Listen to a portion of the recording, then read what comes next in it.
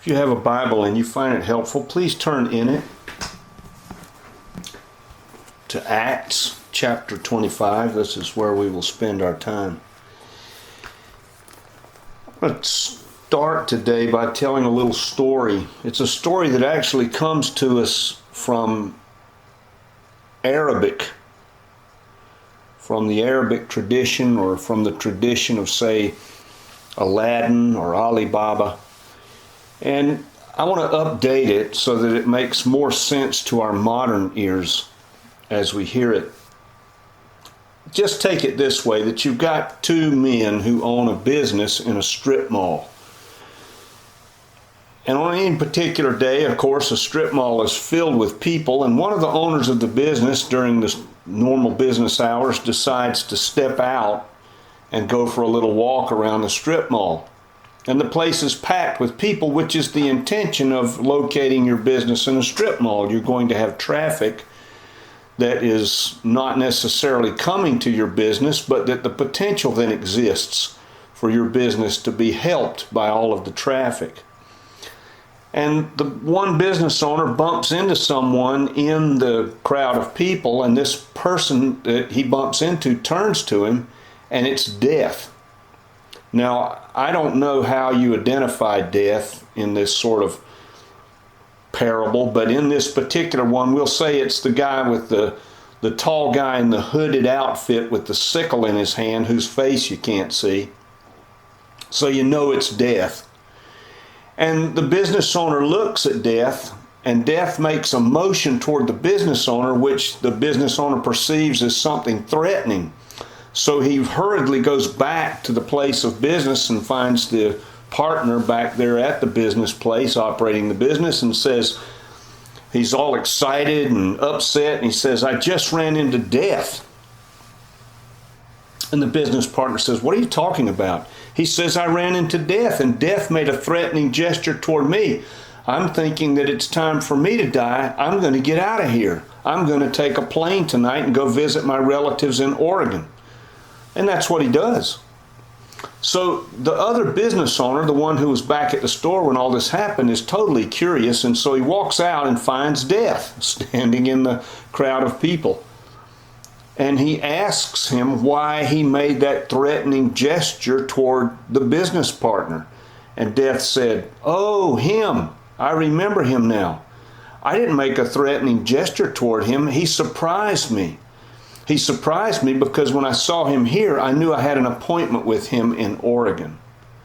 Sometimes things are just simply out of our control.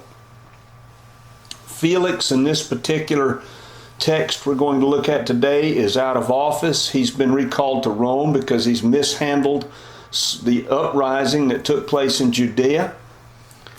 And the Jews took up arms there and had to be quelled, and when Felix sent the soldiers in, he allowed them to go too far. He allowed them to loot Jewish homes in the process of quelling the rebellion. And so he's been recalled to Rome. He's in trouble, actually. And Festus, Porcius Festus, is now in charge of Judea. So let's look at the text. I'll pick it up in verse 1 of chapter 25. 3 days after arriving in the province, Festus went up from Caesarea to Jerusalem, where the chief priests and the Jewish leaders appeared before him and presented the charges against Paul. They urgently requested Festus as a favor to them to have Paul transferred to Jerusalem, for they were preparing an ambush to kill Paul along the way. Festus answered, "Paul is being held at Caesarea, and I myself am going there soon. Let some of your leaders come with me and press the charges against the man there, if he has done anything wrong." After spending 8 or 10 days with the Jews in Jerusalem, he went back to Caesarea. The next day he convened the court and ordered that Paul be brought before him. When Paul appeared, the Jews who had come from Jerusalem with Festus stood around Paul, bringing many serious charges against Paul, which they could not prove. Then Paul made his defense. "I have done nothing wrong against the law of the Jews or against the temple, nor against Caesar. Festus, wishing to do the Jews a favor, said to Paul, "Are you willing to go back to Jerusalem and stand trial before me there on these charges?" Paul answered, "I am now standing before Caesar's court, where I ought to be tried. I have not done anything wrong to the Jews, as you yourself know very well. If, however, I am guilty of doing anything deserving of death, I do not refuse to die. But if these charges brought against me by these Jews are not true, no one has the right to hand me over to the Jews. I appeal to Caesar." After Festus had conferred with his council, he declared, "You've appealed to Caesar you will go." Paul is in better hands, really, with Felix. Felix is far more fair, far more concerned about justice. He was known in Roman history to be one who was very concerned with justice. The Jews aren't going to give up their plan. As a matter of fact, it's no longer just a group of zealots who want to kill Paul, who are making their overtures to the Jewish council. It's the Jewish council. They now are part of this plot. 2 years of Paul being incarcerated in Caesarea have not softened their hatred of Paul one bit. So they try to connive a way to have Paul brought to Jerusalem again, but Festus is just concerned with justice. He doesn't really know anything about their law, and he just says no. And he moves swiftly upon his return to Caesarea to bring up the case. Now Festus has been in Jerusalem, and this is because he's a good politician. He wants to go and make nice with the constituents, or the leadership of his constituents there in Jerusalem. And so he goes and makes that what would be called a state visit to Jerusalem. But he also wants to make them happy in his office. He wants somehow to appease them, because he knows that the Jewish province has a reputation for being a kind of a clamorous place, a hard place to govern. So he wants to try his best to ingratiate himself. He wants to make Paul happy too, apparently, in that he seems very fair with Paul. But he makes a gesture toward Paul in saying, "Look, why don't you just come on back to Jerusalem? We'll try the case there. These are the people that understand your law, and they understand what it is you're being accused of."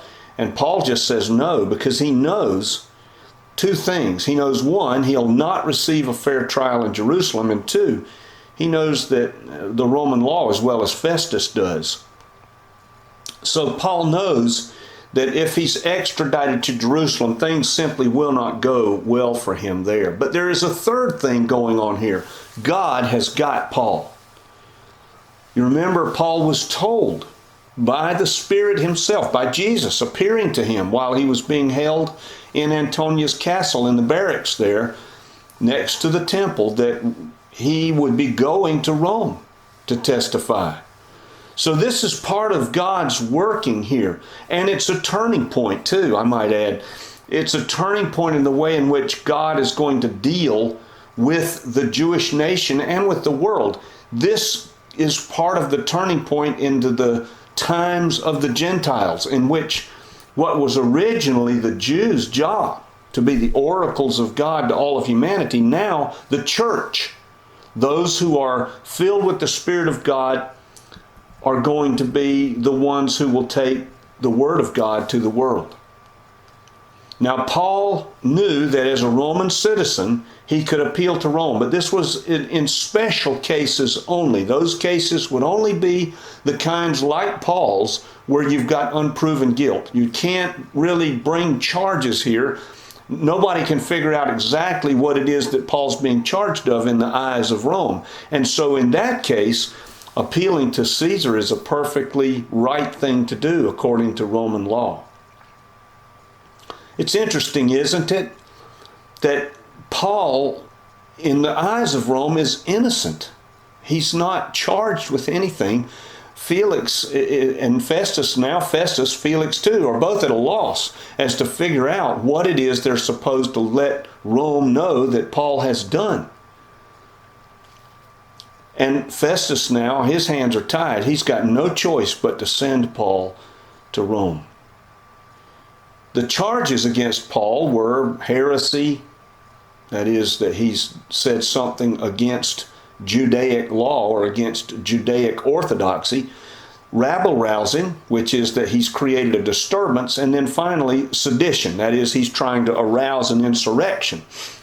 The first one was true by virtue of the Sanhedrin perspective. In other words, the Jewish officials thought, yes, he has taught that which is erroneous. He has declared things that are against Jewish teaching. That's heresy. From their point of view, that's a good charge. But it's irrelevant to Rome. They don't care. They don't care anything about this stuff with regard to Judaism and what it means to really be a Jew and all of that. That doesn't bother them at all. It's kind of like if somebody were here in Manor and we were a church that said all women have to wear skirts that completely cover their ankles down to their shoes. And somebody came to church or even went out in public as a woman with a skirt that wasn't that long.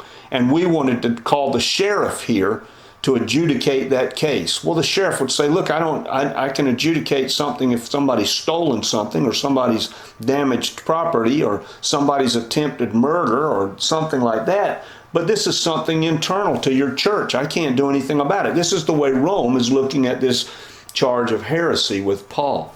Now, rabble-rousing, Rome did care about that a little bit, and this is one of the reasons the Jews brought the charge. They don't like disturbances. So if you're a rabble-rouser, you're stirring up crowds and making trouble, creating riots, then Rome they'll pay attention to that.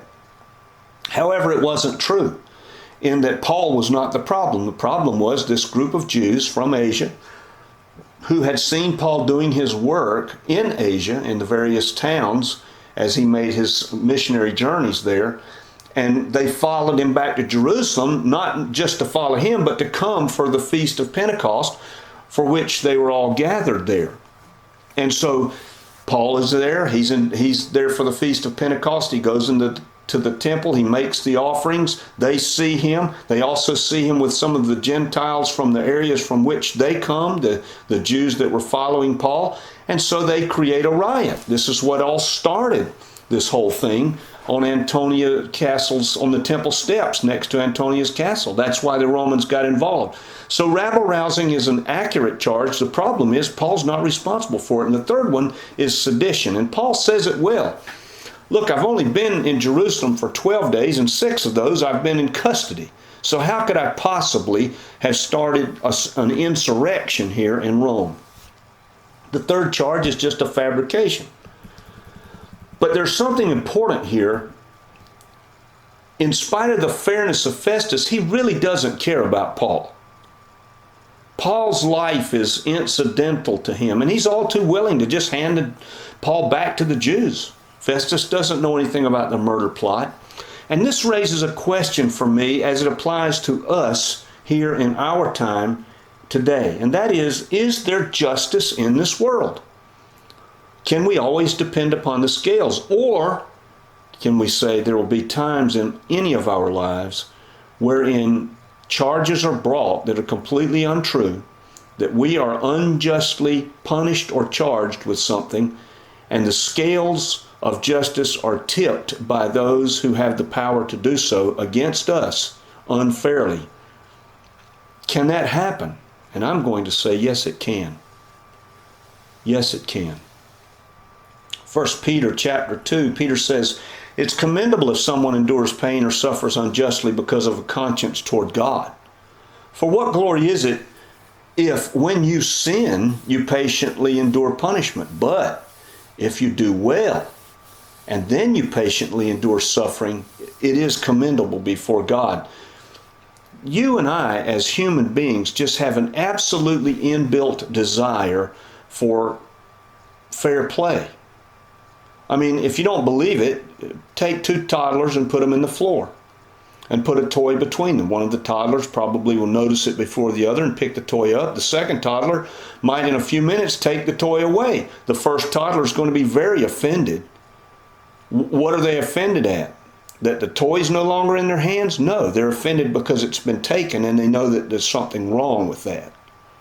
We have that inbuilt within us. We have that moral intuition that things are fair or unfair, and it is strong with us. Very strong. The 19th century American poet James Lowell said this. He said, "Truth is forever on the scaffold, and wrong is forever on the throne."